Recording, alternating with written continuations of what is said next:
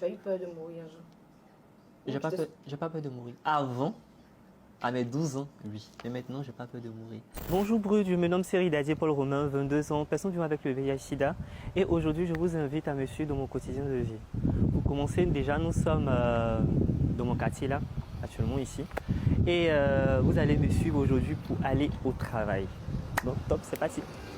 Je viens encore aujourd'hui vous partager l'histoire d'un jeune homme qui vit avec le VIH et qui explique sa réalité, qui explique son quotidien, juste pour que vous compreniez que le VIH aujourd'hui, ce n'est pas le sida. Le VIH, ce n'est pas le sida. Et aujourd'hui, ça ne devrait pas être considéré comme une maladie drastique qu'on avait l'idée à l'époque.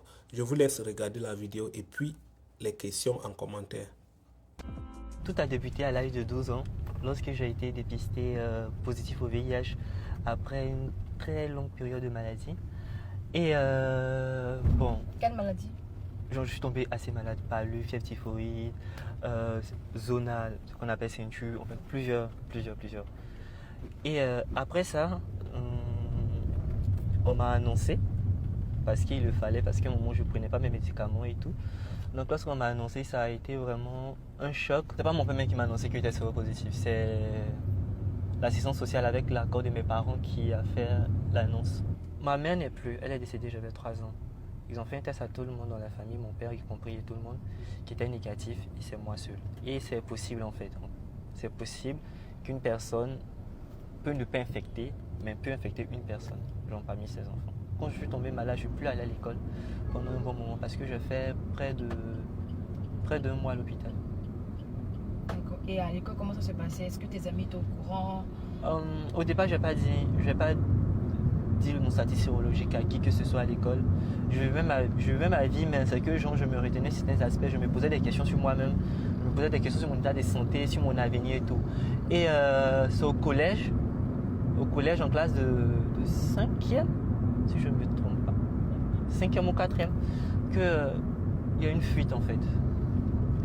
Un médecin qui n'était pas dans le département du VIH a dit à son fils que j'étais séropositif. Et là, son fils l'a dit à l'école. J'ai fait une dépression, j'ai fait un déni même en fait, au départ. En quelle classe et quel âge? Bon, je m'en souviens pas, je crois que c'est à 17 ans. À 17 ans, j'ai fait un déni complet. Et c'est après ça, quand je suis sorti, j'ai décidé de moi-même vivre ma vie parce que c'est ça qui est le plus important. De pouvoir m'accepter et accepter la maladie si je veux changer en fait mon avenir. D'accord, mais est-ce que à la maison, est-ce que tu te sentais rejeté? J'ai pas envie d'en parler. Tu as pas envie d'en parler? Pourquoi? C'est une période vraiment sombre de mon enfance. Et aujourd'hui, c'est quoi la vie de Paul? La vie de Paul, c'est travailler dur. Actuellement, là, on est devant Alliance Côte d'Ivoire, une structure de lutte contre le VIH-Sida et des défenses des droits humains, où je suis en même temps membre de l'Assemblée générale et en même temps consultant sur certains de leurs projets, certaines des activités qu'ils mènent ici.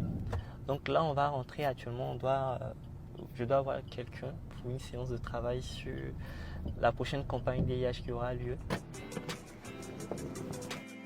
Brut, venez. Bonjour. Bonjour monsieur.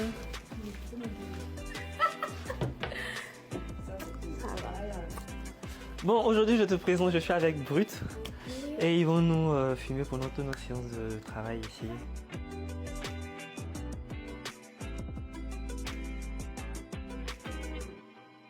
C'est en quelle année tu décides de venir sur les réseaux pour parler de ta situation? C'était en 2021 aussi. Qu'est-ce que tu as poussé à le faire?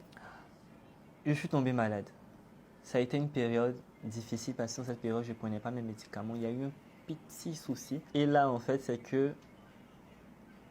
c'est à l'église en fait que j'ai pris cette décision de pouvoir me lancer dans la lutte.